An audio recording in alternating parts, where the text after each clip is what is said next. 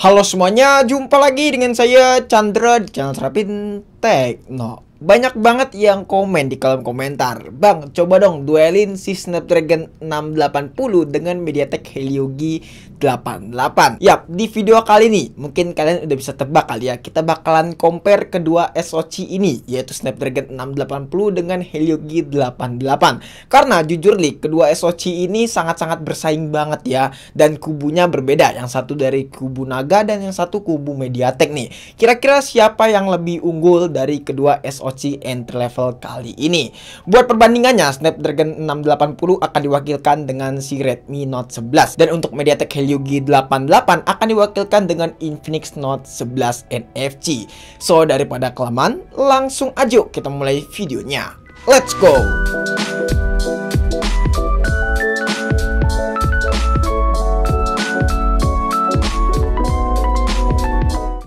Pertama, kita bahas dari segi spesifikasinya terlebih dahulu. Oke, di sini keduanya sama-sama menggunakan panel AMOLED ya, dengan memiliki ukuran yang berbeda.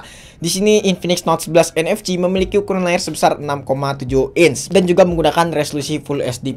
Lalu si Redmi Note 11 memiliki ukuran layar sebesar 6,43 inch, memiliki resolusi Full HD+ dengan dukungan refresh rate 90 Hz dan udah pakai Corning Gorilla Glass seri 3. Lalu juga untuk SoC-nya sendiri, kedua HP ini memiliki SoC yang berbeda ya. Di sini si Infinix Note 11 NFC menggunakan MediaTek Helio G88 dengan pabrikasi 12 nanometer, dan untuk GPU-nya dia adalah Mali G52 MC2.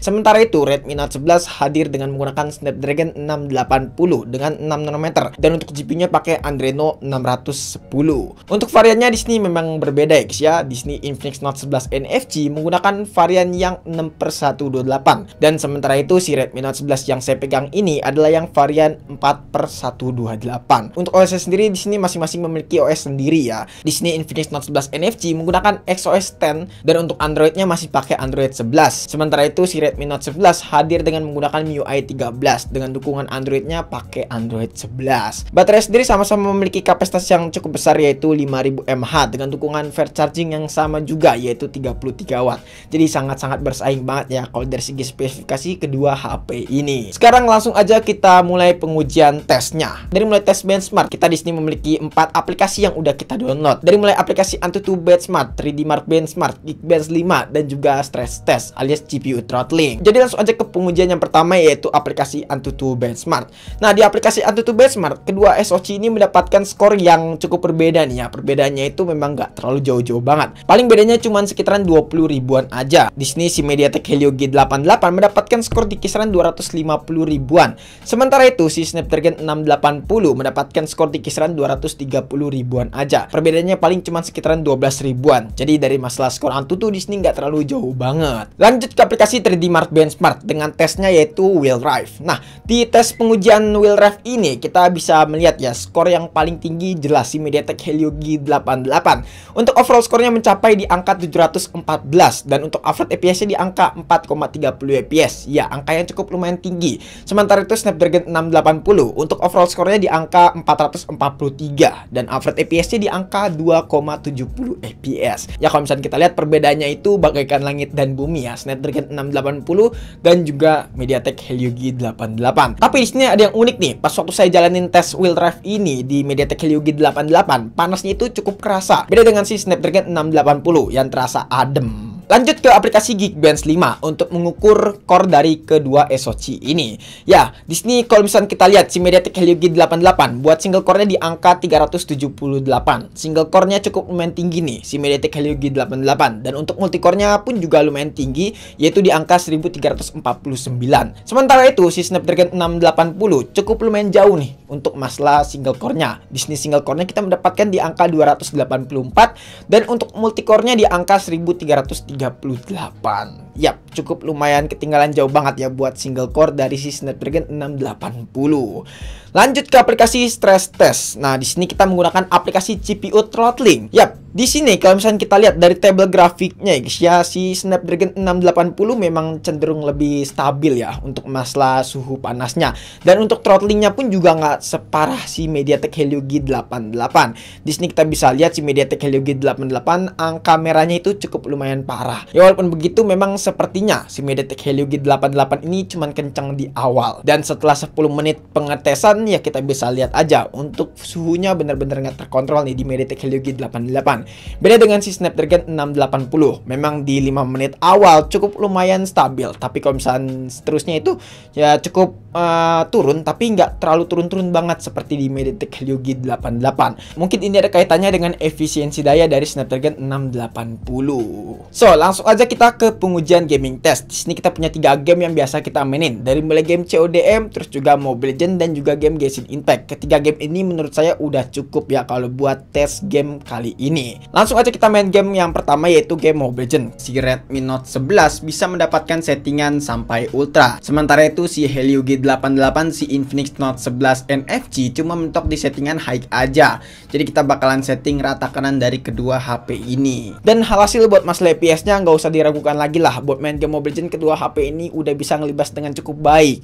Untuk masalah FPS-nya stabil banget nih. Kedua HP ini di 60 FPS. Paling kalau misalnya frame drop ya di kisaran 55 FPS aja. Dan itu minim banget ya dari kedua HP ini. So buat main game sekelas Mobile Legends, HP ini udah bisa ngelibas dengan cukup baik. Untuk temperaturnya pas main game Mobile Legends selama sekitaran 17 menitan, di sini Snapdragon 680 itu di kisaran 38 sampai 39 derajat Celcius. Sementara itu MediaTek Helio G88 untuk temperaturnya di kisaran 41 sampai 42 derajat Celcius.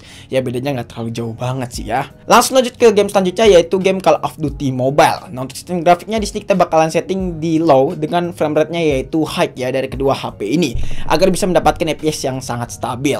Yap, untuk masalah FPS-nya kita bisa mendapatkan FPS yang sesuai diharapkan yaitu mendapatkan di kisaran 60-an FPS dan ini benar-benar stabil banget ya buat main di mode multiplayer. Ya menurut saya buat main game CODM kedua SoC ini nggak usah diragukan lagi lah, bisa ngelibas dengan cukup baik. Dan untuk masalah temperaturnya pun juga lagi-lagi di sini lebih panas di MediaTek Helio G88 yang menyentuh di angka 44 sampai 45 derajat Celcius. Sementara itu si Snapdragon 680 di kisaran 41 sampai 43 derajat Celcius aja.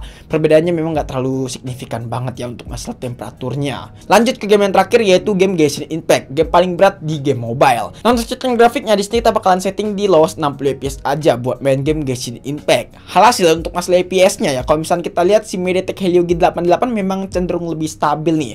Di sini untuk FPS-nya si MediaTek Helio G88 itu di kisaran 35 sampai 43-an FPS dan kalau misalnya frame drop bisa sampai 22-an FPS. Sementara itu si Snapdragon 680 untuk masalah FPS-nya itu di kisaran 25 sampai 35-an FPS. Dan memang perbedaannya cukup lumayan jauh ya buat main game Genshin Impact dari kedua SoC ini. Tapi overall buat main game Genshin Impact dari kedua SoC ini ya menurut saya udah cukup oke lah buat SoC sekelas entry level, walaupun memang nggak mendapatkan FPS yang stabil-stabil banget gitu loh.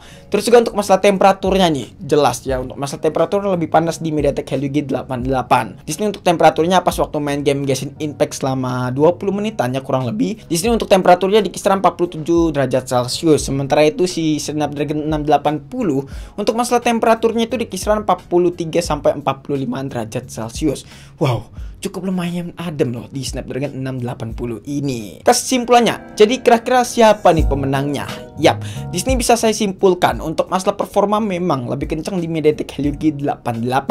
Tapi untuk masalah efisiensi daya dan masalah suhu di sini nggak terkontrol. Cukup panas untuk masalah suhunya dan untuk baterainya pun juga agak lebih boros nih di MediaTek Helio G88. Walaupun memang performanya overkill banget nih si MediaTek Helio G88. Sementara itu Snapdragon 680 memang performanya itu nggak terlalu kencang banget ya kalau misalnya kita lihat ya, nggak sekencang si MediaTek Helio G88. Tapi untuk masalah efisiensi daya di sini optimal banget. Untuk masalah suhunya bener-bener adem, nggak panas-panas banget, dan untuk masalah baterainya bisa lebih efisien.